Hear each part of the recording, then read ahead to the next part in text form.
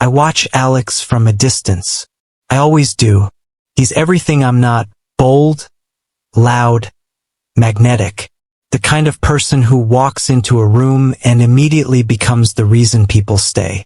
His laugh rings out like it owns the air, unashamed and contagious. It cuts through the noise of crowded halls, classroom chatter, and even the low hum of my overthinking mind. And me? I'm just the background, the quiet shadow 3 lockers down, the one who blends in so well that even the school photographer forgets to call my name on picture day. It's not like I plan to like him. Crushes, they just happen. Like sudden thunderstorms in the middle of Harmattan. One day you're fine, and the next, someone smiles in your direction and it feels like your stomach forgot how to function. I memorize him, not in the creepy way, I promise, but in the way you try to hold on to something that feels almost too good to be real. The curve of his smile when he talks to the boys on the basketball court. The way his fingers run through his curls when he's thinking. The faint scar above his eyebrow, which he probably got doing something ridiculous and brave or just clumsy. I imagine asking him about it, laughing when he tells me the story. I invent entire conversations in my head, like poorly scripted dreams I wish would come true. But I never say a word. It's not that I don't want to, it's that I can't. Speaking to Alex would mean crossing a line I've built carefully over time. A line that protects me from rejection, from exposure, from disappointment. As long as he doesn't know, I'm safe. I can hold on to the idea of him without ever risking the reality. Because what if I do speak, and he looks at me with confusion? Or worse, pity? So I stay quiet. I watch him from afar, a silent admirer, tucked safely in the corners of classrooms and school corridors. I tell myself it's enough, that a glance, a shared classroom, the occasional brush of shoulders in the hallway, these fragments will have to do. But deep down, a part of me wonders, what if I spoke? Would the world fall apart?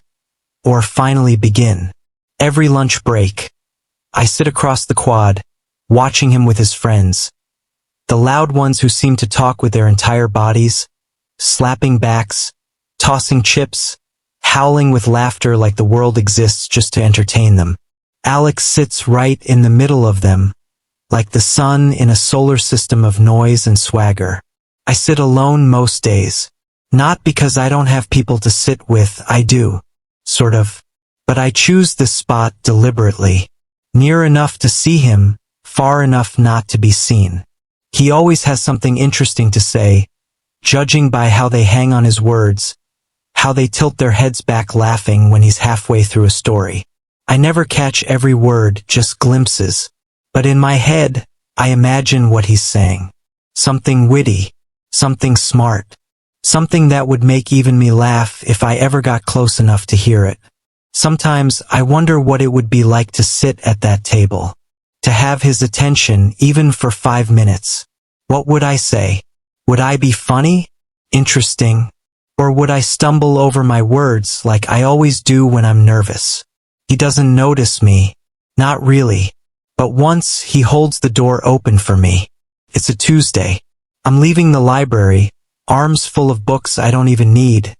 Just a habit at this point.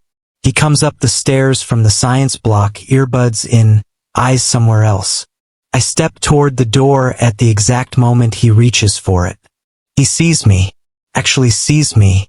"Here you go," he says, pulling the door open with a casual smile. His eyes meet mine. For a second, just a second, the world becomes blurry and sharp all at once. I mumble something, a thank you maybe, and walk through, my legs remembering how to move just in time. My hands are sweating, though I don't know why. He didn't touch me. Just the air between us changed. It was nothing. Nothing. But I replay that moment for weeks. Over and over. His voice. The tone. The tilt of his head. The lazy way his hand gripped the handle. I turn it into a short film in my mind, complete with background music and slow motion. I imagine he noticed me. that he smiled at me not just in passing.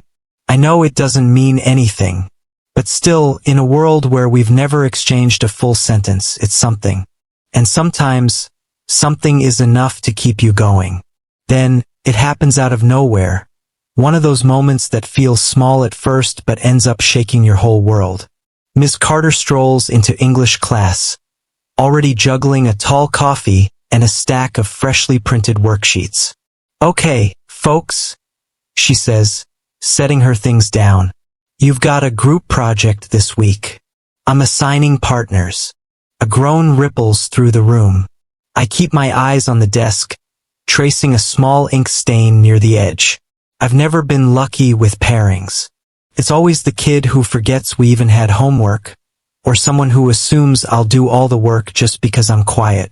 Alex and Eli. My head jerks up. Did I hear that right? Alex turns slightly in his chair and gives me a quick nod. Guess we're partners. I nod back, trying to ignore the heat rising to my cheeks. Cool, I say, though I sound anything but. We agree to meet in the library during study hall, and for the rest of the day, my thoughts won't shut up. It's like someone hit play on a loop of what ifs and don't screw this up. When I get there the next day, he's already seated. His hoodie half-zipped, earbuds dangling from his neck, and a lazy grin on his face. His eyes are even greener up close. He waves me over. Hey! I manage. He flips open his notebook. So, Of Mice and Men. You read it? Yeah. Twice, actually. I sit, trying to keep my tone casual. He raises an eyebrow. Twice? You must really love Steinbeck. Or hate free time. I chuckle. Bit of both, maybe. We start talking about the assignment. Themes of loneliness, broken dreams, the tragedy in quiet things. I'm nervous, but with each sentence it gets easier. Alex isn't pretending. He's not mocking me or just waiting for me to do the work. He's listening. And then, without thinking too hard, I say something sarcastic about how Steinbeck treats hope like it's a fly to be swatted.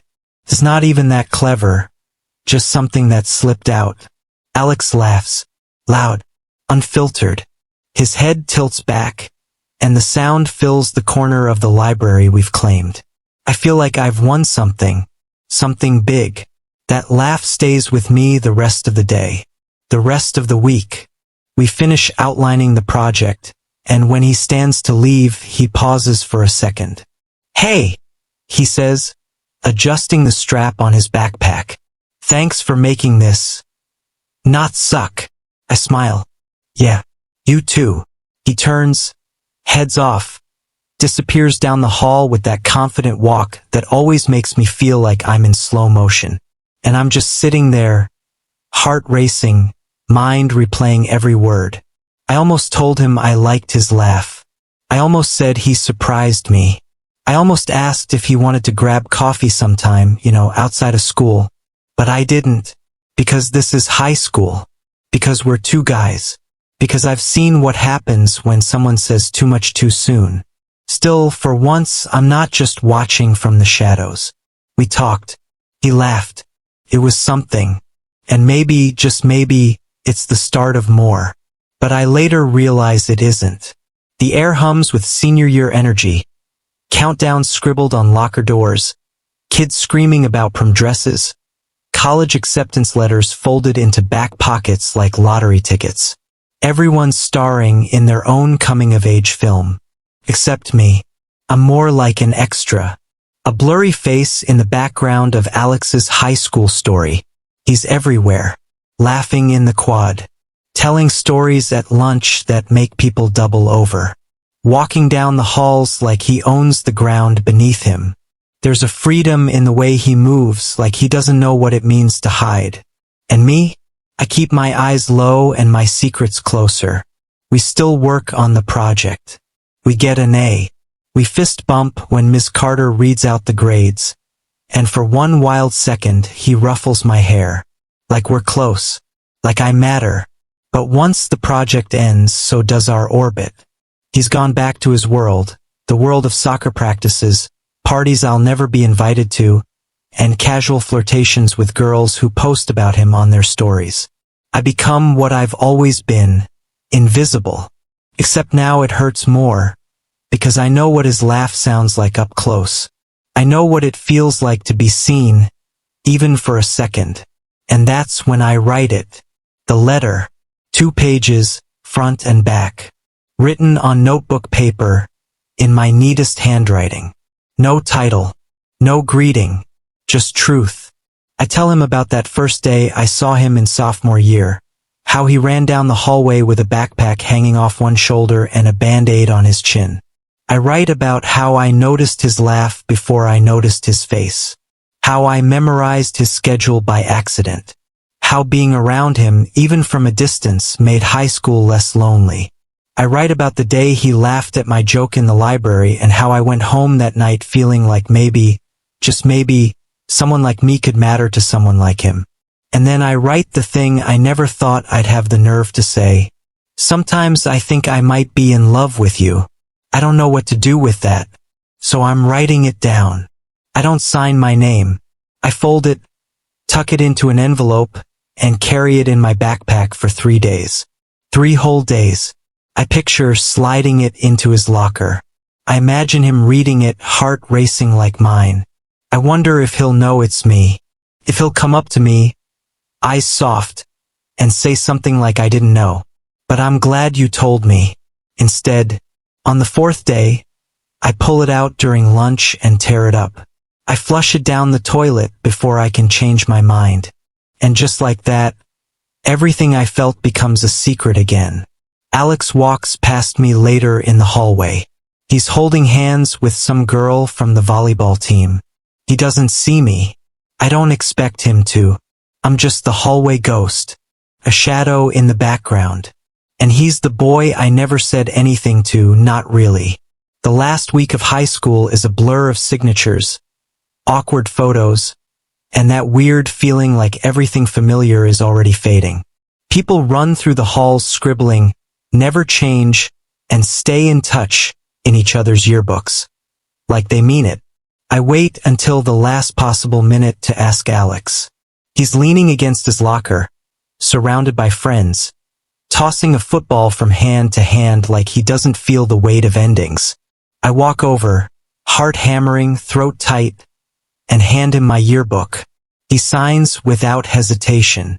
Just a few seconds, then he flips it shut and gives me a smile. Later, man. I wait until I'm alone before I open it. You're cool, man. That's it.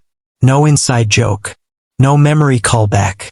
No hint that I ever crossed his mind beyond group projects and hallway nods. Still, I smile like it doesn't hurt. Like those 3 words don't feel like a full stop on a story I never got to tell. I sit with my parents in the stands at graduation. He walks across the stage, head high, tassel swinging, a grin like the world is already his. I clap like everyone else. Quietly, from far away. My secret stays tucked deep in my chest, safe and suffocating. At first, it's easy to get swept up. New city, new people, new chance to rewrite who I am. I experiment with bolder clothes. I grow out my hair. I date a guy named Micah who smells like citrus and calls me sweetheart, in that teasing way that makes me blush. But it doesn't stick. He's kind. He's good. He's not Alex. No one ever is. Sometimes, late at night when the dorm is quiet and the city outside feels too big, I stalk Alex's Instagram. He's grown up. Broader shoulders. That same effortless smile. There's a photo of him at a beach bonfire, beer in hand, arm around someone, a girl maybe, or maybe just a friend. He looks happy. I wonder if he ever thinks of me, if he remembers our library project, if he still laughs the same way, if he ever replays a moment in his head the way I do, obsessively, stupidly, like maybe I mattered more than he let on. Probably not. Some loves are loud, obvious. Fireworks on rooftops, public declarations, and some are hallway glances, unsent letters, 3-word yearbook signatures that leave bruises. I never got to say goodbye. Not really. And that's the part one still carry.